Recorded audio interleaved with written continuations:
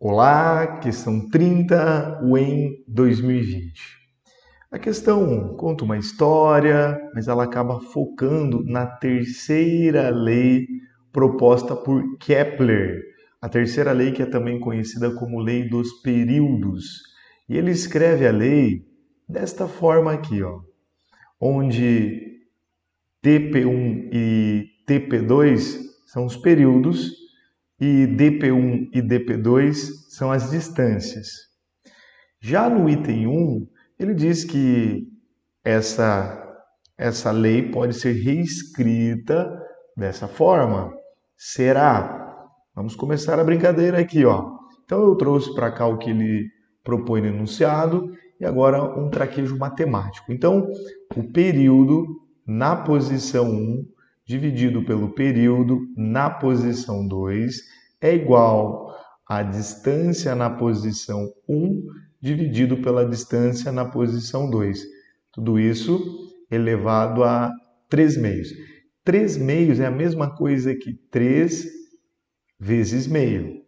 Quando nós elevamos a meio, equivale a raiz quadrada.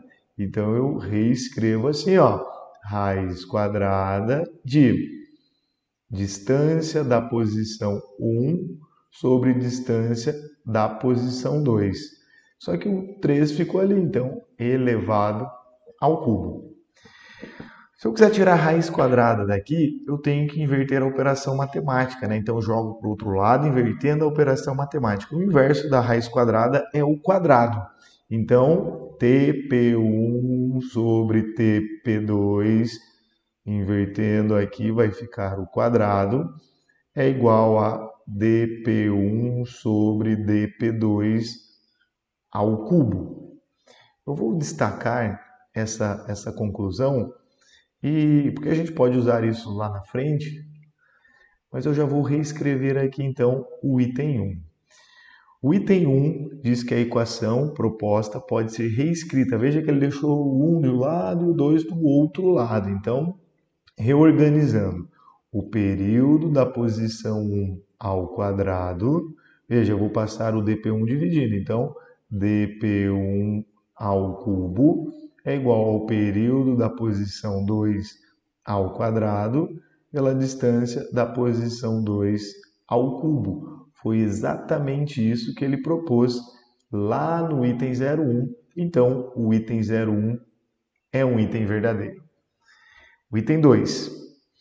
Essa equação, essa expressão pode ser reescrita dessa forma, pensando aqui, ó, nos logaritmos. E agora, como é que a gente vai fazer isso? Veja, nós temos aqui a proposta que vem lá do enunciado, então eu vou simplesmente aplicar a função logarítmica em ambos os lados. Então, o log de período na posição 1 sobre o período na posição 2 é igual ao log da distância na posição 1 dividido pela distância na posição 2 elevado a 3 meios. Esse 3 meios vai cair aqui, ó, desce multiplicando, então só repito o que está do lado esquerdo. Log do período na posição 1 sobre o período na posição 2 é igual a 3 meios o log de dp1 sobre dp2. Nós temos aqui, ó, o log de um quociente.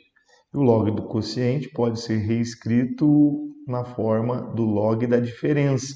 Então, o log do período na posição 1 menos o log do período na posição 2, que é igual a 3 meios vezes o log do quociente, que é igual ao log da diferença. Log de dp1 menos o log de dp2. Reorganizando, tudo isso aqui, ó, todo esse termo está multiplicando o 3 meios. Então, se ele está multiplicando, eu jogo para o outro lado dividindo.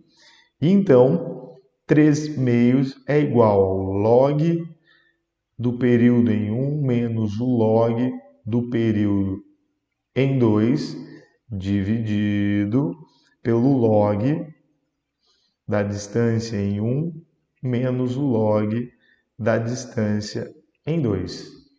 Observando o que ele propõe lá no item 2, deixa eu escrever aqui, ó, o item 2, foi exatamente isso. Então, é um item verdadeiro. Item 4. Ela pode ser expressa por período ao quadrado é igual a k, distância ao cubo, em que k é uma constante. Olha, para responder isso, tínhamos que lembrar da física mesmo, né? Porque até então foi um traquejo matemático. E a terceira lei de Kepler, a lei dos períodos, diz que a razão entre o período de órbita de um planeta em torno de uma massa, sobre o seu raio, sobre a sua distância ao cubo, é sempre uma constante. Então, o período ao quadrado sobre o raio ou a distância ao cubo é sempre uma constante. Então, o item 4 é um item verdadeiro. Item 8. Se a razão distância de 1, distância de 2 for igual a 3, então a razão período de 1 sobre o período de 2 será igual a 2. Então ele está dizendo que a razão P1 sobre P2 é 3. A razão P1 sobre P2 é 3. Vamos aqui, ó. Item 08. A razão P1 sobre P2 é 3. Então, 3 ao quadrado é igual a dp1 sobre dp2 ao cubo. Deixa eu só confirmar, porque eu acho que eu inverti, né? A razão D1 sobre D2 é 3. Eu inverti realmente, me desculpem, vamos voltar aqui e apagar isso. Então, a razão D1 sobre D2 é 3. Então, é 3 elevado à terceira, isso aqui, ó, que é igual ao período 1 sobre o período 2, tudo isso elevado ao quadrado. 3 ao cubo, 3 vezes 3 é 9, vezes 3 é 27.